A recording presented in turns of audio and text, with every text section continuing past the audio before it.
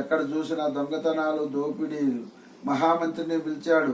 మహామంత్రి, ఏం జరిగింది?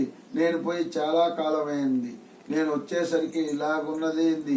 మన దేశం పాడి పంటలతో అభివృద్ధి చెందకుండా ఎండిపోయింది, పచ్చగా ఉండాల్సింది వేర్లు కొమ్మినాయి, దొంగతనాలు జరిగినాయి. ఇంతమంది జనము ఎందుకు వచ్చారు కోట దగ్గర కంటే? మహారాజా, మనం చేసుకున్న పాప కృత్యాలే, నువ్వేమన్నా పాపం చేసావా చెప్పు అన్నాడు. అనగానే మహారాజు గారు ఆలకించుకున్నాడు. నేను ఎప్పుడు కూడా ఎవరికి కాదనకుండా దాన ధర్మాలు చేశా, ఏ పాపము చేయలేదే. చివరికి ఒక తప్పు చేశా. ఒక యాదవరాజు వ్రతం చేస్తుంటే తీర్థ ప్రసాదం ఇస్తానంటే నేను ఉన్నవాడిని, రాజును గనక ఎప్పుడు దాన ధర్మం చేసి చెయ్యి పైనే ఉండాలనే సంకల్పంతో తీర్థ ప్రసాదం తీసుకోలేదు అన్నాడు మహారాజు. మహారాజా, అది సత్యనారాయణ స్వామి వ్రతం కావున మహత్యం గల్లది. అది తీర్థ ప్రసాదం తీసుకుంటే సంపూర్ణంగా కథ ఇంటున్నా అంత ఫలితాన్ని ఇస్తుంది, మనకు ఉన్న బాధలు తొలగిస్తుంది అని చెప్పాడు మహామంత్రి. ఎమ్మటే మహామంత్రికి చెప్పాడు, చుట్టుపక్కల దేశాల్లో వేద పండితులందరినీ పిలువు, ఎంత ఖర్చైనా పర్వాలేదు, ఈ వ్రతం చేద్దామని ఆ సత్యనారాయణ స్వామి వ్రతం చేయించాడు. వచ్చిన వాళ్ళకి లేదనకుండా దాన ధర్మ, తీర్థ ప్రసాదం, అన్నదానం అన్నీ కూడా ఏది కావాలంటే అది ఇస్తున్నాడు మహారాజు గారు.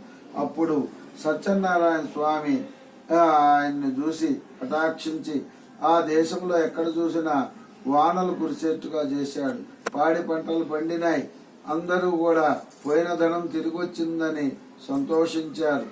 అలాగా ప్రతి నిత్యము కూడా ఆ మహారాజు గారు సత్యనారాయణ స్వామి వ్రతం చేస్తున్నారు కావున మీరు కూడా మనస్ఫూర్తిగా చేశారు కావున మనసులో కోరికలు ఏదన్నా ఉంటే చెప్పి ఆ అక్షంతలు స్వామివారి దగ్గర వేయండి. మీరు ఆగండి అమ్మా. భగవదేవ శ్రీమహి చూపిరా నాయన దేవుడికి. భగవదేవ శ్రీమహి ప్రచోదయాత్మ. ఓం అమ్మ కడ్డీలు అయిపోయినాయి, వెలిగించమ్మా. ఓం ప్రచోదయాత్. ఓం పంచమాయ స్వాహ.